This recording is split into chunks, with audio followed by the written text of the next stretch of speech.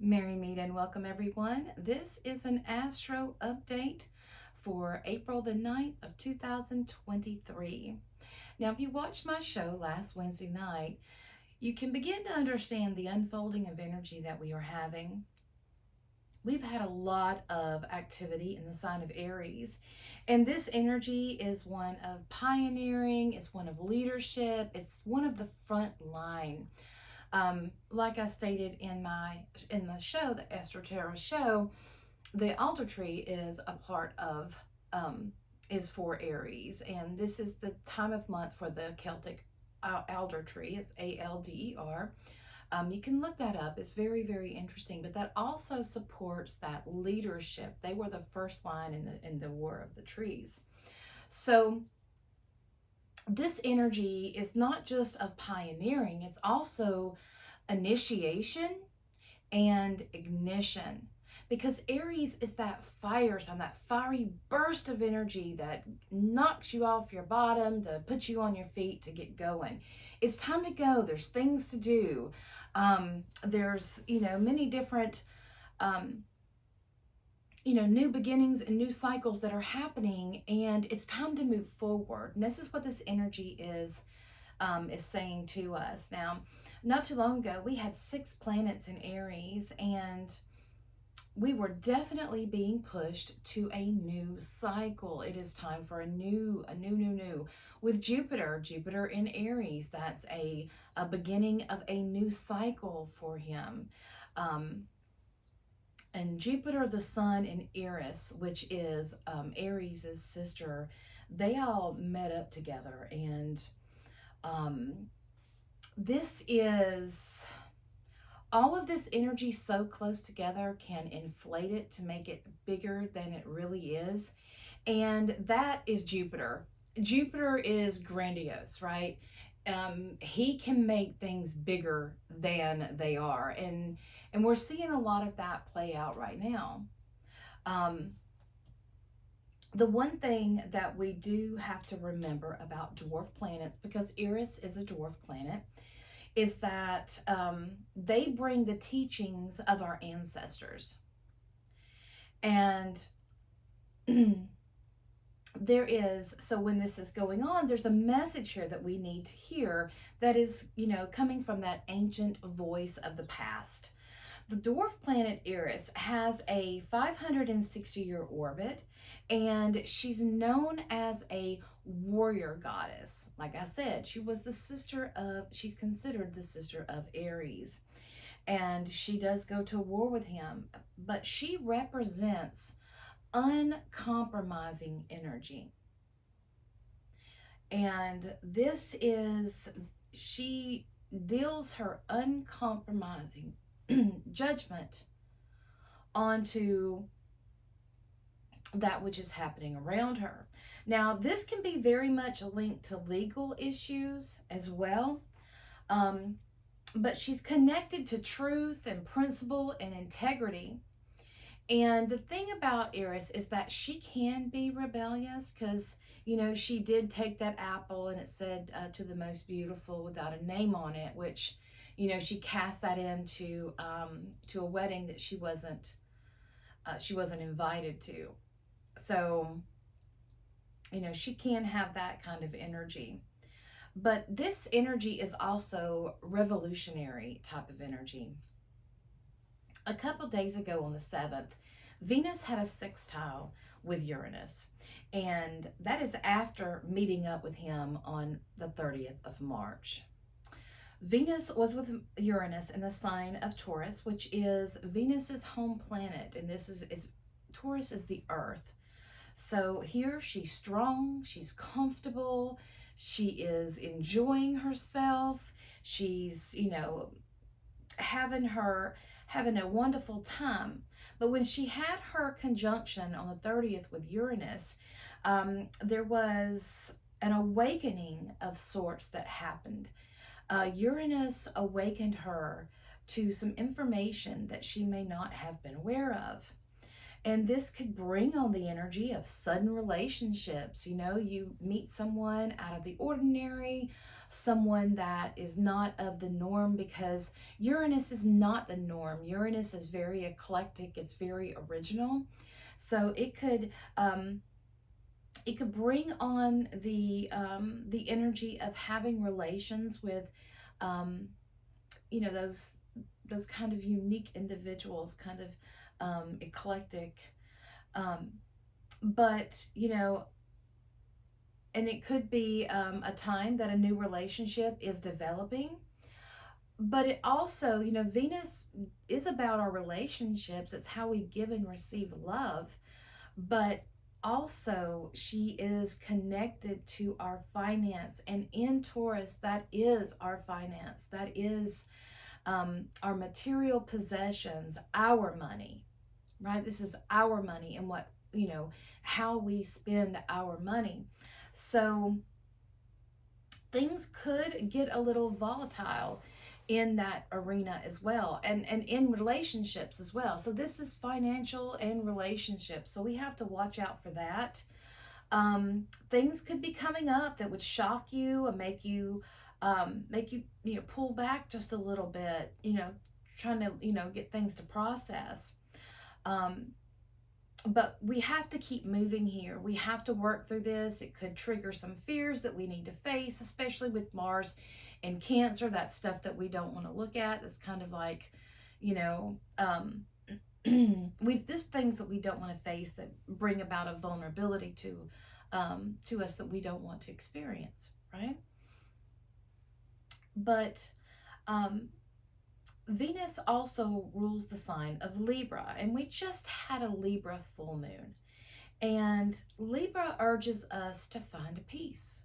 It wants peace and harmony and balance, and, you know, to stay grounded, to be here right now.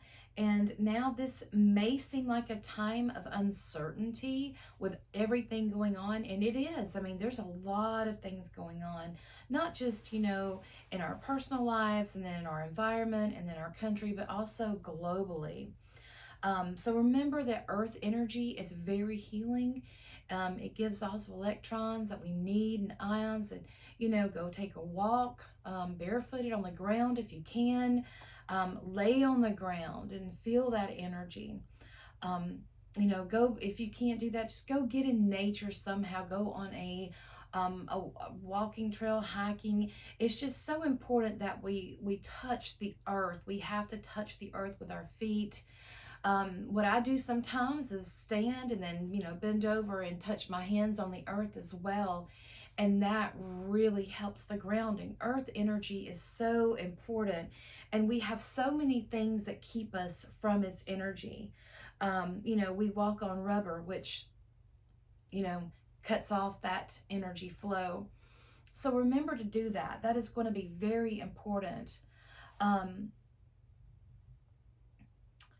you know, but just go be in nature. And with Uranus's influence, um, you know, Uranus tells you to do better, and that's what we're being urged to do. We're being urged to do better and to be better. And that is, you know, to be better humans. We can all be better humans. Full moons are about closure and culmination. It is the end of a lunar cycle. And on a full moon, the moon is opposing the sun. And it just shows that it can illuminate shadows when the moon is full. It will bring light into those things that were hidden from us, those things we didn't want to see. And Chiron is there as well. Chiron is in Aries with the sun, and he has been very influential in astrology. I mean, he is in Aries, he is really making himself known. So that's really good for healing, to help us move through it. Chiron in Aries, it focuses on the self. It says if you want change in the outer, it must begin within. So that Libra full moon brought up some balancing energy after the wave of change that Uranus was giving us. So on April the 3rd, Mercury moved into the sign of Aries, which can, it can bring us that hot-headed energy. We have to be careful of that, especially with Mars being in the sign of Cancer. It could be stirring up emotions, so watch out for that hot-headedness. Make sure you have the full picture of what's going on before you act. He's also having a trine with Saturn, that's in Pisces right now, so that's another water sign. And this is actually helping out. Um, Mars and Mars and Saturn are considered maleficent planets. They just they're those that really make their mark, but it doesn't mean it's not needed. Okay, we have to look at the full spectrum, and if we want to, if we want to have this human experience, well, we're here in this world to where, it's our perception that paints the picture. It's not nature. In nature, it is what it is. So when we pull back and we look at that, we can see that there is a purpose to the process. We just have to pull ourselves out of the situation and see it for the bigger picture that's going on. So Saturn, Saturn's trine with Mars is bringing some mature energy into the mix, and he's urging us to have understanding about the things going on during this time. It's not just to go off and act on these things, and that's really good with Mars and Cancer too, because Cancer likes to stay inside, right? Saturn, Cancer is very much about the home, and Mars is worried about the home, is worried about protecting the home, and worried about protecting those things that he loves and that he really cares about. So we have to be careful not to act off our emotions. And the Mars in Cancer is like boiling water. It's like in a kettle fixing to, whistle.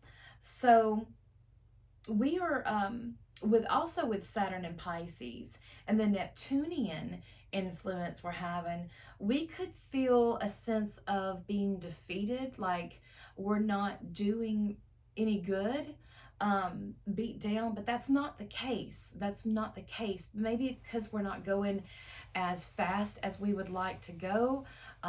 We're not seeing we're not seeing the full picture yet. We want to act too fast, but we can't act too fast. So we're in the midst of this change that's going on, and Mercury square with Pluto at the beginning of the month added more of that revolutionary energy that we've been feeling. So this rebellious energy is just saying that no, we're not going to take this anymore.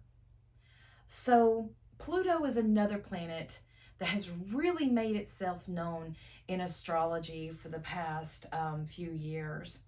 Now, right now, he is in Aquarius, and like I've stated before, he'll stay briefly here in Aquarius until around May.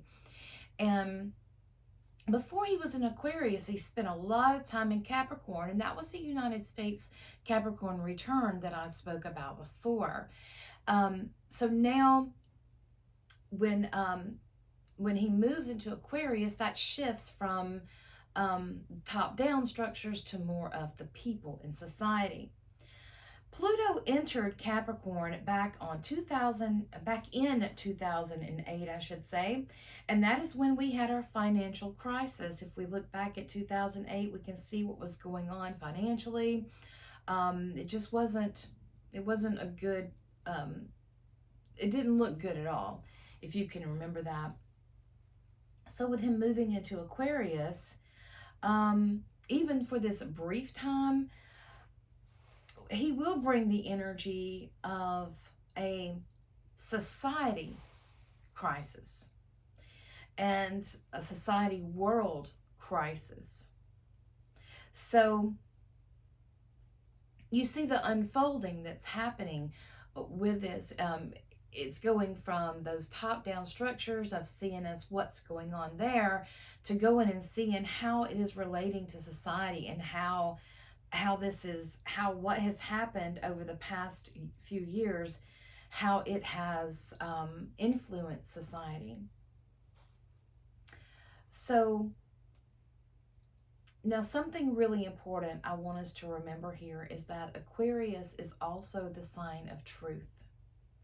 And it does want the truth. It takes these logical steps to find truth. But in this case, we're having to use our intuition to see. Um, we're having to see beyond the surface, look deeper at behind the scenes. It's not just about what's in front of your face, it's behind the scene of what is really taking place to cause this. We have to look at symptoms and illnesses. It's like people say, well, um, I have a pain in my knee. Well, that's a symptom. What is that a symptom of? So this is what we have to look at. Um, we have to look deeper. There is something that has been hidden from us. There's something that has been kept from, out of the public eye, and from society, and universally speaking, from all of us, from our human roots, to why we are here, how do we get here, what is life, that kind of thing, all the way up to um, all the way to those things that happen behind closed doors in top down structures. What is going on behind the scene? When they come out and give us a pretty picture and paint that, that's wonderful. But what is really happening? What is really happening?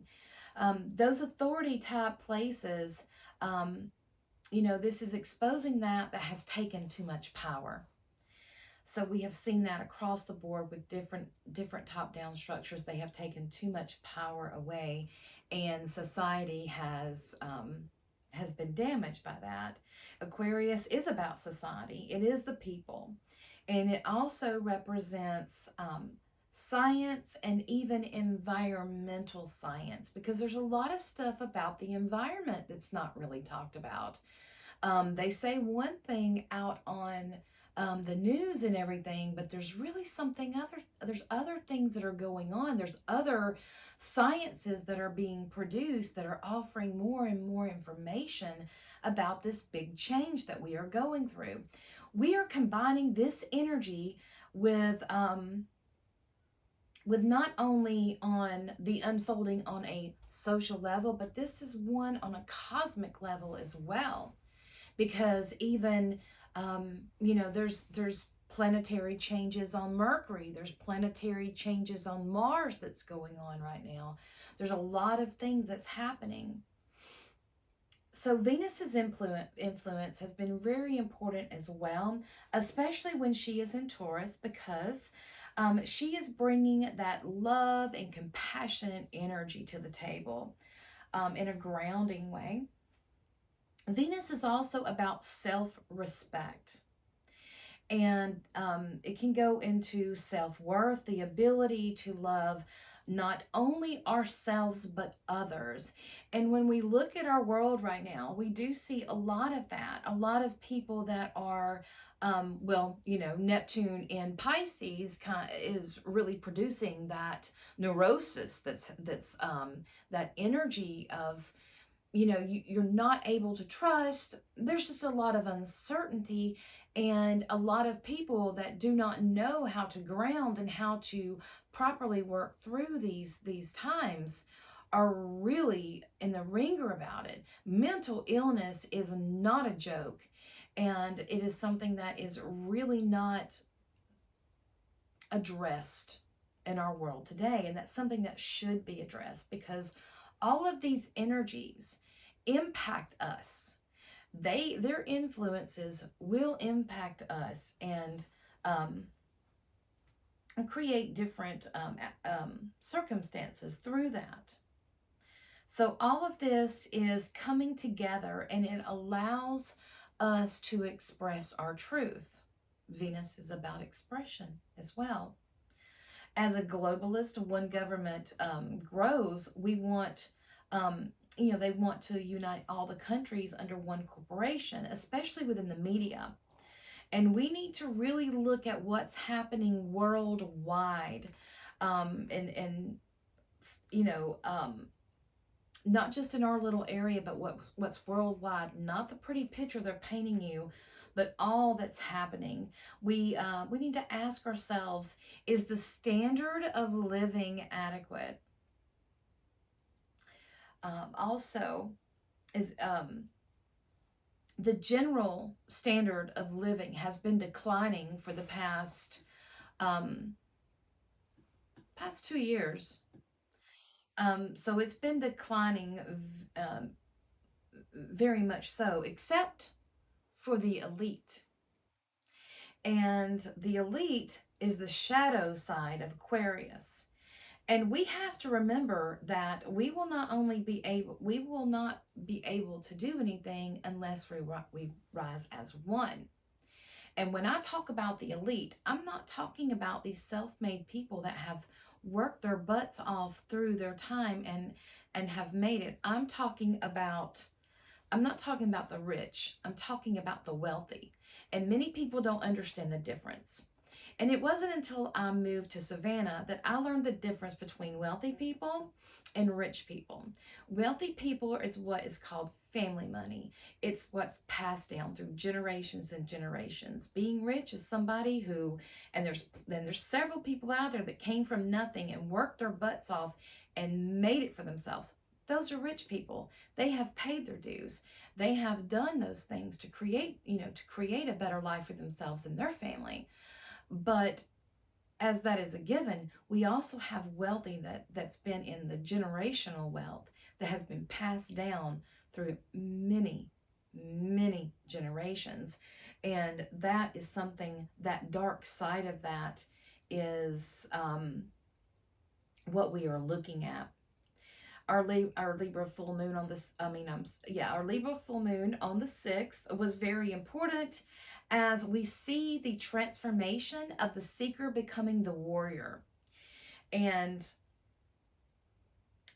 this, the influence of Venus is offering that fairness and compassion. And then while we are under that, Libra influence really wants the playing field leveled. It's like it's the energy of there's enough of the unbalance, the instability. It's time to level out the playing field. So that can bring some radical change, and we have to understand that, it's radical change can be a little bit, it can be very traumatic, but we have to concentrate on the techniques to get us there. We can't get there overnight, nor should we try to. That's ridiculous to think of that. So what we have to do is we have to work on the techniques to get us to the next step and to help this unfolding happen. Aries represents the self, and this is the ego. It's I am. And it is the one that pushes us forward to help us draw the boundaries to protect ourselves. Libra and Aries, to me, represents a good example of polarity. While we can expand our consciousness into the fourth, fifth, sixth, they just found out that the human brain can comprehend 11 dimensions. We still have to understand that our body is in the 3D, it's in the third dimension, it's in the world of physical polarity. So we can expand our consciousness, but we have to remember that we have to stay grounded into this earth. These two opposites are a wonderful example of coexisting. We are still individuals. Although we are all as one, we're still individuals. So even saying that what's good for one may not be good for another. That's why we are individual. That's why we can't operate in one, because not one of us is the same. Every single one of us is different. That's why you cannot compete with anybody. You cannot compare yourself to anybody, because no one else is like you in this world. You are completely unique, and your fingerprints prove that little fact. Chiron is also in Aries, and he's very important through this as well, because Chiron is the bridge between the upper and the lower. It is the bridge between the lower animalistic self of us as well and the higher human self of us. So Venus is also influencing us to bring new values to our relationships through this healing aspect. Remember, she passed by Chiron, so she had a little bit of healing. So now as she's moved on, she's went into Taurus. She's like, okay, she's grounding this. She's figuring this stuff out. And she's going to get ready to move into Gemini, which will change that energy. But we'll talk about that in a second. So she wants us to bring new values to relationships, to the greater whole of the world and to society, as well as ourselves. We can't operate on standards that are just outdated. We have to understand that we are in a world of change. While we must remain, we must keep our mentality in check and healthy, we also have to realize that we can't operate in the same patterns that we did before. We always, again, this is Uranus's influence wanting us to do better, to be better. On the 11th of April, on the 11th of April, the sun will meet up with Jupiter in Aries. And this is going to be some really powerful energy, as Jupiter is about expansion. It is about the grandiose. It's big. And again, I'll say this, many times Jupiter makes things bigger than they are. So we need to watch out for that. And it's bigger than it needs to be, really. So we have to watch out for that.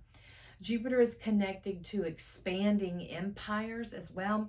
Here lately, all Jupiter is really known of is, oh, he's the happy god. He's the god of joy and happiness, abundance.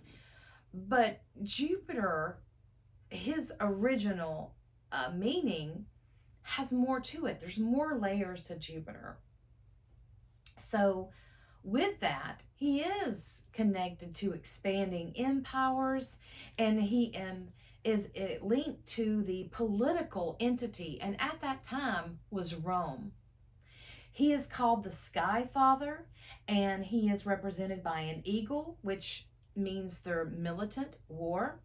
And he was also called upon to secure victories over rivals as well as to command storms. He's a sky god. So you see, he has a different layer there. It is also said that he held the fate of the Roman Empire in balance. So I want to talk about a very important thing here, because I have mentioned in my last shows about oaths and about how important right now oaths are. What are oaths? Oaths are something that you take, that you are promising to do. When you become a doctor, you take an oath. When you go into the military, you take an oath. When you go into training in a certain occult path, you take an oath. So there's always this thing of an oath and how important that is. I was taught as a child that a man is as good as his word. What does that say in today's world? And I believe that a man is only as good as his word. So I look at people's actions, not what they're doing, but by their actions. Now, the grand temple to Jupiter is Optimus Maximus on the Capitoline Hill, which is now pretty much destroyed.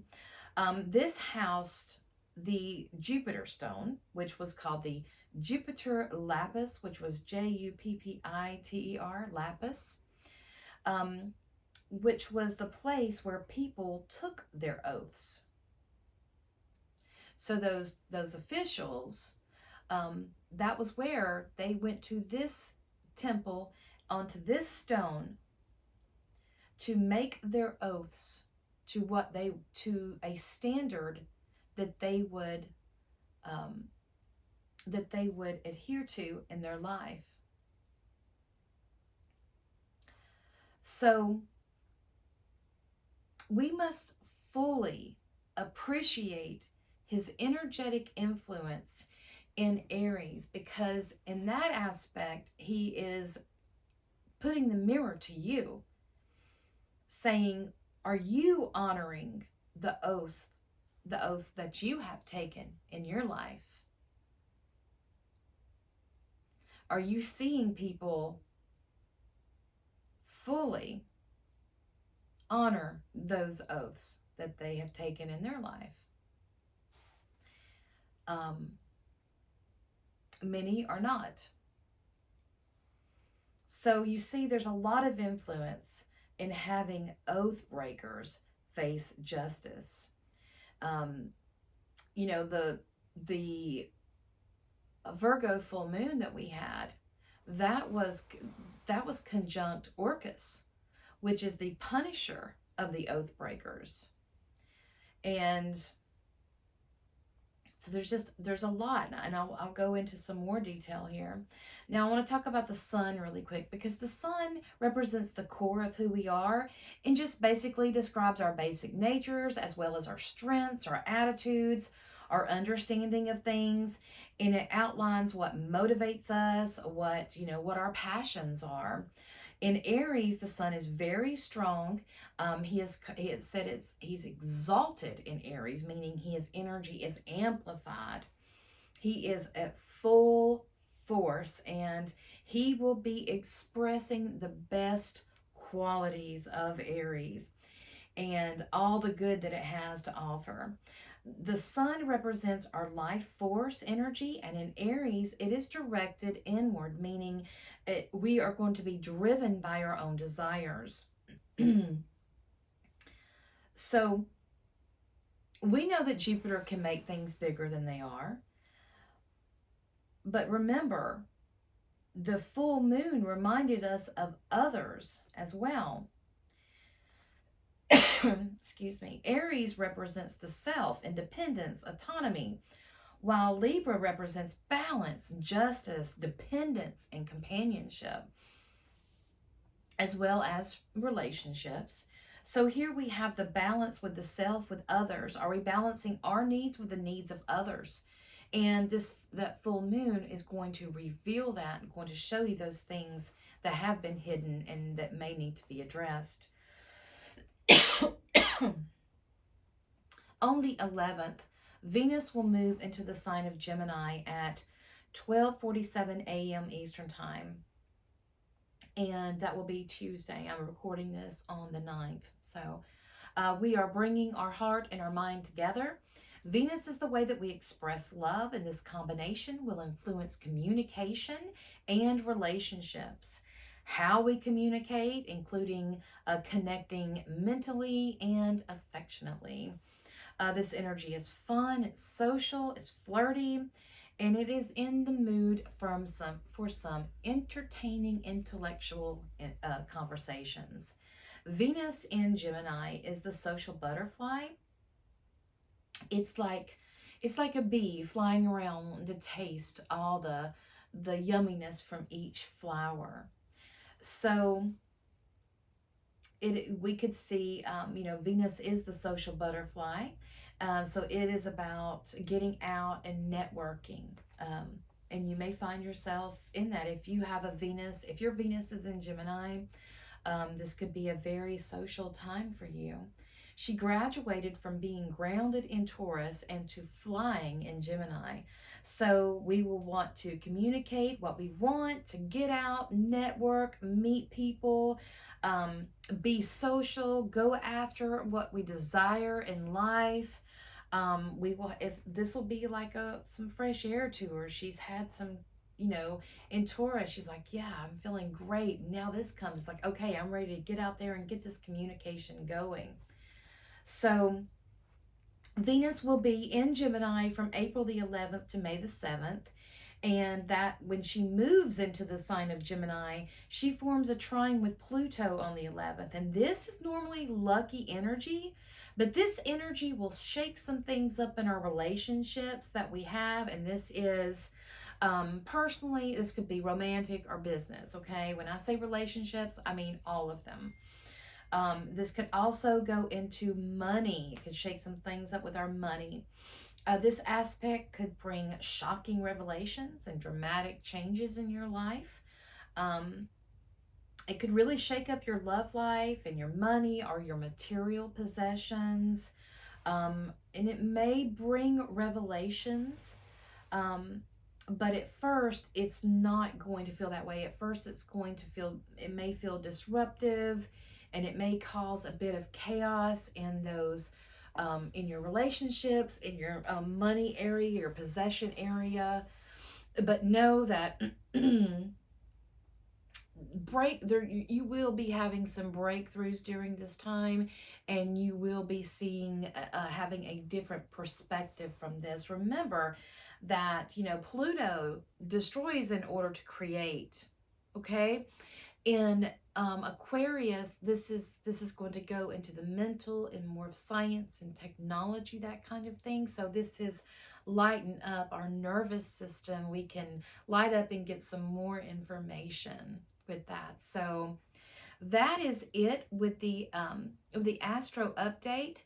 Please check back on FringeTV.Online Wednesday nights at 8 p.m. wherever you are in the world to listen to what's going on next week and the unfolding that's happening, as well as horoscopes. As like I stated on my last show, this is my birthday month, so for this next Astro Tarot show, I will be including some brief horoscopes. I can't take it too long, but I want to let you know, and which what you can be looking at for the rest of the year and what's going to happen. So all right, stay tuned, everyone. Thank you so much for liking, and please remember to like my video and subscribe to the channel. That way you will never miss it. Also, if you like it, share. It does help me. It helps me get my work out there. The best things you can do as a friend and to support artists is sharing their work and getting other people to come to them and fall in love with their work just as you have. So again, thank you so much, and merry part till we merry meet again.